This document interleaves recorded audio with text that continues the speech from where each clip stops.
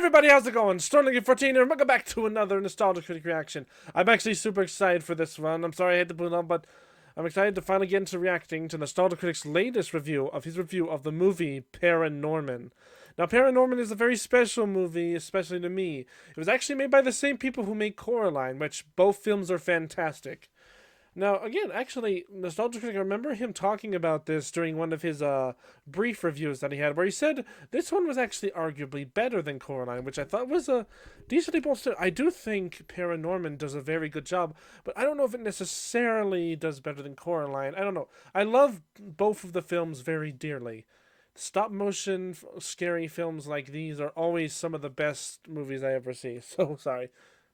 Can't mess with my hair. Anyways, but let's see what Doug thinks of. In 3, 2, 1. This episode brought to you by Prize Picks. Daily fantasy sports made easy. Time for the Nostalgia Ween intro. Not the bees! Who can make the sun die? Drizzle it with you. And it. Cover it with blood and a severed head or two. What if I don't want to cover it with blood? Did you ever think about that? Candyman. Don't say it.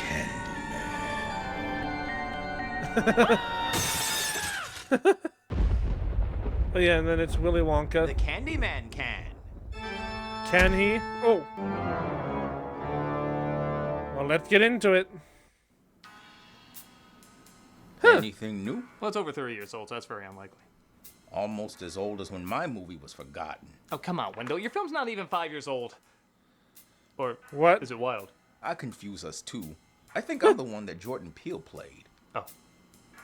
And Peel is the bald one? I know you didn't just ask that. Calm down, Wild. Your movie will have its day. Yeah, you should listen to Corpse Brad over here. Just because our films usually die with audiences when they're released. Doesn't mean they can't have a good afterlife. It's true, Wild. A lot of times stop-motion movies aren't huge hits. But if you give Fantastic it time, it Mr. eventually Fox. works out in the end. Was Fantastic Mr. Fox always there? Yes, I don't recall seeing him earlier. I always appear when I can be symmetrical somewhere. Try looking at me from a different angle. Oh. Neat. Bottom line, I think I just got a Discord notification. Doesn't Sorry about that. Hold on. become an immediate cult classic. Sure. Just let me buy the exact same amount of Corpse Bride merchandise right next to the Nightmare Before Christmas merchandise. That movie's only more popular because it works for 2 holidays. And what theme I'm not sure park about that attraction one. do you take over every year? I'm in talks with Six Flags to remind them that I exist. Okay, so nobody's as big as Nightmare Before Christmas, but you still have a lot of people that value you. True. Stop-motion movies have been around for over 100 years, but their popularity Correct. has been anything but consistent. True, there's always going to be a fan base for it, but that fan base isn't always super profitable. That's fair enough. Nightmare Before Christmas, though, an interesting trend started to stop-motion movies either doing poorly or just well enough at the box office, Yeah. getting a huge following later. These followings have equaled out to merchandise, re-releases, and film nerds like me discussing them. The trend usually centers around a Christmas yeah, the themed Shaun the story, Sheep a movies. Halloween-themed story, or a Wendell Nightmare's and case, Wild. both. While Disney and Warner have certainly tried Frank to and capture Weenie, I that think. similar magic, another studio named Laika tried to do something similar. Bringing And they in the did director of great. Nightmare Before Christmas and garnering a pretty popular flick called Coraline. Yep. Since then, there's been several weird and odd Yeah, the stop-motion box movies trolls. with a dark edge from Laika. And the film that kept that tradition going is... The missing link? Yeah, seriously, what was that? No, Paranorman. No. Yeah, it was Paranorman. Which is a nice twist on zombie movies. Released in 2012, there's often a playful competition about which Laika film about a kid battling dark forces is better.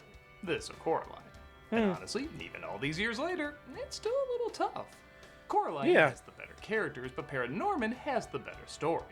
So while yes, its humor and personality isn't quite guess as strong that's as its fair. predecessor, Paranorman has more engaging twists and dark turns that, if many people have pointed out, are rarely seen in kids' films nowadays. Honestly, This truly yeah. does feel like I will say that, yeah, Coraline's story is a bit more obvious. Like, especially with Coraline being just over-the-top oblivious to everything, while here there's some fairly real, like, reactions to things and moments where, yeah, Norman really does, like react to things properly. So I guess there's that. Like a return to those 80s family flicks that wanted to either toughen your kid up or let him enjoy the creepy and bizarre. Being the first stop-motion film to use 3D printing for its facial expressions, this was hands down the smoothest and most expressive stop-motion animation at been Yeah, it was. And even today, it's I still forgot that a was the fact about it, There's actually. a lot of hard work and creativity that went into making this, and we're gonna take a closer look at how much of it paid off. If for any other reason to prove that stop-motion films do eventually get the respect they deserve. Yeah, tell that to Frankenweenie. Hey, he's right over there. Aw. No, Frankenweenie. No, he poor didn't mean it. Your Frankenweenie. day will come. Yeah, go join Mary and Max. Oh, come on. Oh. They're over there. Hey, I'll have you know Mary and Max is a fantastic film. Do not insult Mary and Max. I will stand by that to the end of days. Don't listen to him. You'll get a following, and so will that weird snail movie you have coming out. This is too Snail depressing. movie? Just What? like Mary and Max. I'm going into your room to review this. Let's take a look at Paranorman. Doug, please review Mary and Max. But seriously, Mary and Max is great. Of course. Yes! it is. That's why no one saw it. Okay. Okay, fine, fine. You got me with that one. Sorry, but... Yes, it is a good film. Begins as a cheesy horror film plays with the lead looking eerily similar to Jamie Lee from Halloween.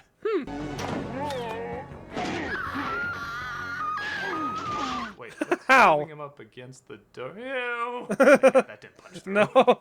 He's gonna ruin his dinner. I honestly would not... Introduced to Norman, played by Cody Smith McPhee, watching the film with his grandma. Cleverly hidden with a dark green light and in the distance, so it's a little tricky to notice you can see through her. They just Ah. bothered to sit down and talk it through. Oh, wow, I actually didn't realize that. Nah, I see what you did there. Grandma says, can you turn up the heating? It's of course revealed that Grandma is dead and Norman can see ghosts. Who is Sidney Courtney, played by Anna Kendrick, his father, played by Jeff Garlin, and his mother, played by Leslie Mann, all find concerning. Grandmother Yeah. was old and sick, and she died. This is just part of the mourning process. Oh, Well, that's one way to Why save does on everybody have a stop-motion pot budget belly? beer gut cam. Seriously though, as I mentioned before, this stop motion is amazing. It is. Apart from details like the little blushes and blemishes on the skin, as well as the movement and textures of the hair, everyone has fantastically exaggerated designs. Yeah. They range from incredibly odd to just slightly odd. And that's Hell, one of the even best people who are things supposed about to be stop good-looking motion. are still kind of funny looking. They look like they were drawings first, but not in a way that makes them look flat. They complement the 3D model world they inhabit, but also look like the monster posters in Norman's room. Yeah. P.S. I want this room. Wait, what am I talking about? I had this room. Yeah, you do. Nice today. I like what you've done with your hair. Norman has gotten used to seeing dead people, though, and sees them But less I as a see threat, dead but people. more as friends. How's it hanging? Oh, haven't heard that one before. Damn. Don't worry, they make up for that with an even darker joke. Yeah, just wait. Jesus, Johnny. He can't help Yeah, but right, feel, the though, hanging like of he's the being witch. followed by someone living. Right, his uncle, I think. Nope, he's still there. Okay, we get No, it. they do the disappearing thing. This film has a lot of tropes, but they do have fun with them. Right. School bully Alvin, played by one of the most famous geeks of all time, McLovin himself, Christopher Mintz-Plasse. Ah, nice. Talk to that. That's so Alvin. In this case, the killer saw the size of the bug's dick and became insanely jealous. While rehearsing a school play, I swear directed by one of the old ladies from Coraline. Yeah. Cross some exposition that feels Honestly- so perfectly natural It would make sense if, like, she was them but younger. And maybe before they met each other. and perfectly forced. They put her on trial and hanged her. The hammy teacher acts out the lines, discussing how a witch named Agatha, yeah, let's get out of the way, is Agatha all along, yeah, great, is sentenced Yeah. to death, so she curses the judge and jury that found her guilty. And while the exposition is done well, I will say one or two of these jokes could be punched up a bit. To an eternity of damnation. Like, I'd love to see Norman try reading that line the same boring way he did before after her acting it out. Or maybe we don't hear the line before and it turns out it's just the word guilty. Something Yeah. like that to give the jokes a little bit more oomph. The humor in this movie is fine, but it's one of the few times I actually go, I could have used a dumb Marvel joke there. Norman, Really? get up. He hangs out with a kid named Neil, played by Tucker O'Breezy, when they were approached by his uncle named Pendergast, played by See, I knew it Chuck was Good. his uncle. I was told not to talk to you.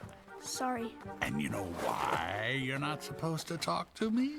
8-year-olds, dude. I know it's 3 books and only a few minutes, but I'm sorry. I couldn't pass up a joke as good as that. Yeah.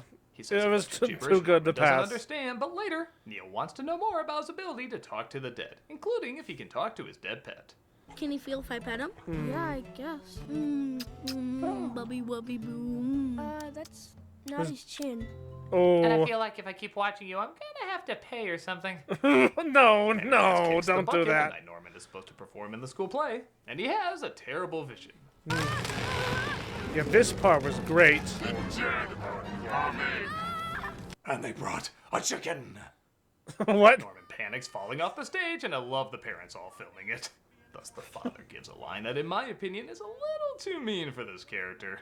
Didn't ask to be born this way. Funny. Neither did we. Dang! Yeah, that's too douchey. I don't remember that line at all. Damn. Kind of agree. Yeah, that's God. It's just like Buck McCluck, but as a human. Honestly, he kind of looks like him. Hold on, let me look at him again real quick. Yeah, like he looks exactly I thought like the window was rolled up. like if like the mix between like Flynn, yeah, like Flint from Charlie with the Chance of Evil, like his dad, and Buck McCluck from Chicken Little. That's this guy. And he noticed it was open a little, and he felt bad for saying it. That'd be a little leeway. I get they want to give everyone an arc and everything, but this is some Chicken Little territory. That's what I was didn't like saying, it. dog. Meanwhile, at school, Pendergast appears to Norman, saying he has to read a book to stop the ghost of the witch from raising the dead. Right, and he dies. I remember. Dude, no wonder you're not allowed around kids. Yeah. What's in life or death. I've been holding back the witch's curse for years. But now I'm dead. This whole section took a year to film with just one animator working on it, which is crazy. Really, a to whole think. year just for this? Nice I touch, can by the way, see. that Alvin can't spell his own name. Where? You mean like the F word? Hey, on YouTube, I don't even think you can say the letter F. I know I said the comedy could be a bit better, but some of these lines are still pretty good. You're dead, freak show. D-E-D. Dead. You're gonna be so dead, you're gonna have to talk to yourself when you're dead. I love when a writer Dang. figures out sometimes the most boring archetypes can be the funniest characters. Yeah. I really don't think we should be leaving him. He's probably up there right now, fiddling with his Ouija. How do you know that's what I call being in my bedroom alone? Right, the Ouija board. Hey, look, it's the CEO of Leica. Oh Back to the no. story. He gets the book from Pendergast's body. Gotta love a kid's film that dedicates 2 minutes to just beating up a corpse. And he makes his way to the Right, I gravesite, forgot only about to that. discover the book he's reading is a fairy tale. Once upon a time, in a far-off land, there lived a king and a queen. They engage in one funny song number and then indulge Oh, in no. flowery mediocrity. Alvin stops him from reading the story, and thus the witch is awakened, combining stop-motion, ink, and CG to make this really cool effect. Yeah. Resulting in Puritan zombies rising from the grave. It would have been so easy to design them as normal people with just green zombie skin, but again, every one of them stands out with unique exaggerated features. Yeah, and that's what makes this so much better. That's Bernard Hill, by the way, is the leader, which it is fun imagining the dignified captain of the Titanic and King of Roham just going, "Stop, blah!" as they Yeah. make their way back to town. That one with like his jaw down always gets me. No! Kid, it's 2012. Use Pornhub before nobody wants to use Pornhub. Courtney goes searching for Norman at Neil's house, where she bumps into his brother, Mitch, played by Casey Affleck. Right, you this help awkward me? sign. Please. Okay. I guess I should go get some clothes on. I was hoping this be like the exercise video I pause. They run into I think Norman they and find out Alvin the in the brother forest is and gay, partake in a actually. chase scene. What do we do? Mitch! I don't know. You're the oldest. Not mentally. It's really easy to take this scene for granted, but think about how much of the set they had to build and how much they had to keep track of how every character moves literally Yeah. in every frame.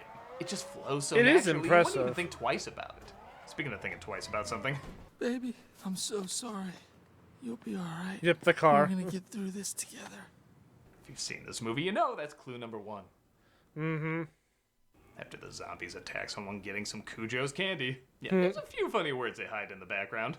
The Puritans freak out about. Well, let's face it, things Puritans would freak out about.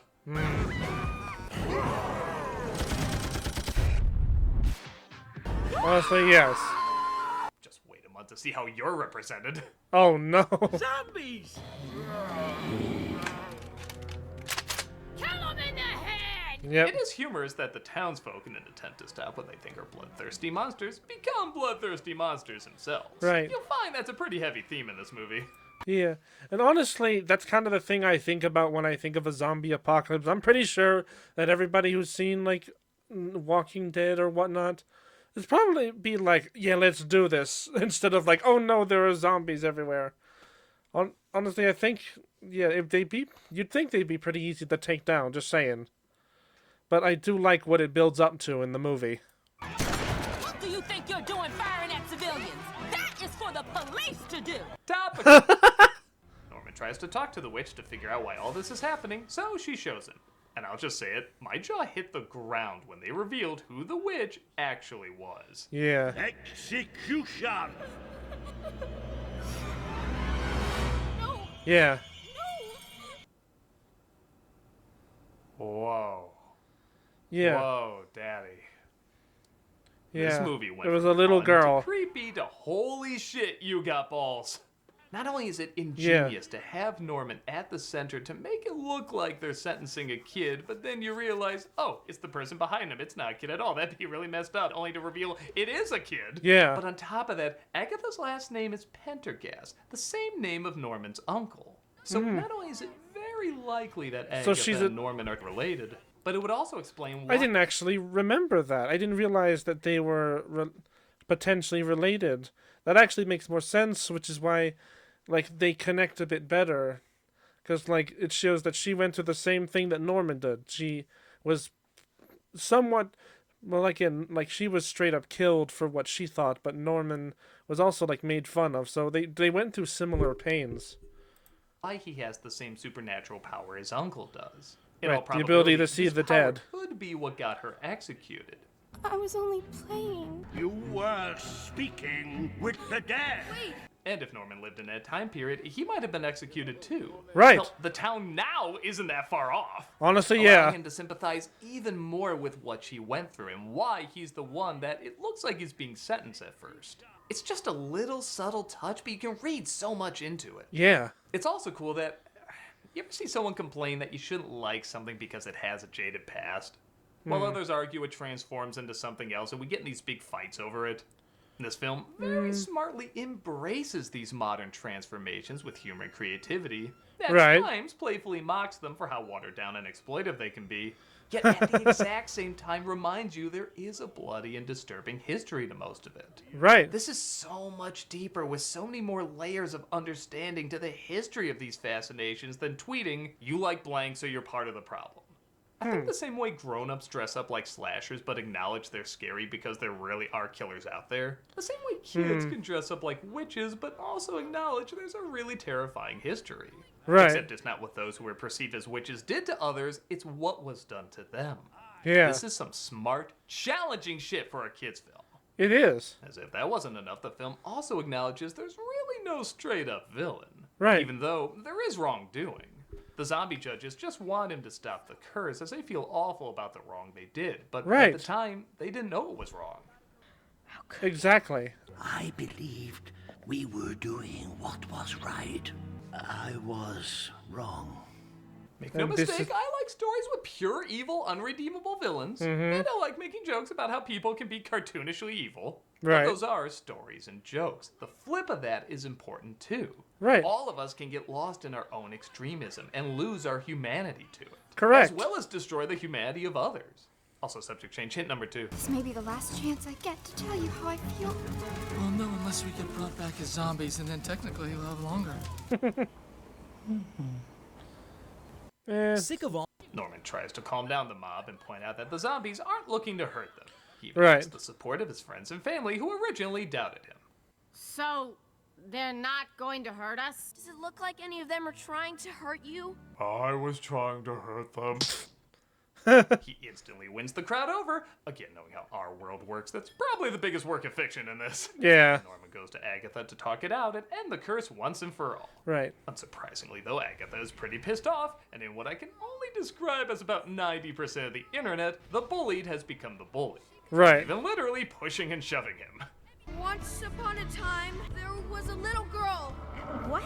Who was different from the other people in her village. Instead of reading the fairy tale to put her to sleep, though, he tells her a new story. Right. About a girl who manifested the same injustice that destroyed her, and will continue to destroy others unless something changes. Yeah. Everything from the acting to the effects work to the music to how she's designed is about as perfect as a movie can get. Yeah. And they killed her. No!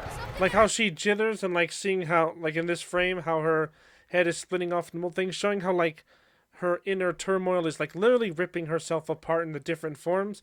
It's brilliant. Hey, Bass, the longer it stayed, the less there was of the little girl. For all the little things that didn't quite work out before, this is chillingly good filmmaking. All that's left of you now is mean and horrible. It's not true. Then stop. This is wrong and you know it. Keep away from me. Remember. He finally gets her to remember a happy memory of when her mother read her fairy tales. One of the few happy memories she has. Right. But this time, the mother isn't there. However, Norman is. And he gives her the support she needs the same way his friends and family eventually gave him the support he needed. Correct. In a similar way, immense pain can spread more hatred. Immense kindness can spread more peace. I think you're just a little kid with a really special gift who only ever wanted people to understand her. Not only are the Correct. expressions on these characters emotionally charged, but you can see clearer now how much they look alike. And by helping her accept her and her gift, he also accepts himself and his gift. Right. I'm not gonna lie, every time I watch this scene, it hits a little harder. Is this where they buried me? It's a pretty good place to sleep. That story you were telling, how does it end? I think that's up to you. At first I wish they Dang. would point out more that they were related, but I like it's more about just trying to help someone who's in pain, and Right. not necessarily someone who has a connection to him. Correct. Makes you feel a bit more selfless. And then she is at peace She now. works on her own without any help and disappears, finally finding peace. Even the Puritans are released from their curse. Yep. I think very it's smart well the main done. judge doesn't smile after the curse is lifted. Like, he's still scarred by the truth of what he's done. Right. It's a small detail, but I think it's important. Well done, son. You did it. Yeah, screw you, you piece of... Okay, it's about accepting and understanding, just... Couldn't, like, a lightning bolt take out his eye or something? Yeah. Not die, just... if he did, Norman can still talk to him. Or maybe like a rock just like from the debris just like bonks him in the head or something. Yeah, he can die. Me and Norman are in a lot of the same classes. We're pretty much inseparable best buds. Oh, you The know. story of getting two birds with one stone? It combines the best joke of the movie with literally the first openly gay character in an animated film. Oh, yep, here it is. Character's not bland or feels like he's just on a token checklist. It really helps shape the humor and the character. Maybe we could catch a movie sometime. That sounds great, Kathy. You know, you're gonna love my boyfriend. He's like a total chick flick nut. Aw, Yep. white people aren't a possibility yet in animation, so I'm stuck. Norman even thanks Neil for always sticking by him. You stood by me. All the time. Yeah, of course. Don't get weird or anything. We just established your brother's kinda weird or anything. Time to use that joke. Yeah. Norman is more respected now and even helps his family get closer to, well, their family. Yep. So, what's happening now? What's happening now is I say this is the best stop-motion movie ever made until I go back and watch it again and remember, oh yeah, it's mainly that last third, but the first two-thirds are still pretty damn impressive. Yeah. Okay, the first two-thirds do have some pacing issues. There is some filler that can be cut, and the comedy could be a touch funnier, but it is a film that gets better as it goes along and gets better the more you watch it. Right. The artistry, the creativity, the characters, the story, it's all wonderful, but then suddenly becomes spectacular as soon as that twist is revealed. Right. I could watch the final act of this movie and never get tired of it, but everything before it still works, not just for all the little details setting up the final act, but also the charm that comes from these people in this scenario. Yeah. Like I said, I do like the characters more in Coraline, but I adore the layout of the story and what a potent impact it has by the end.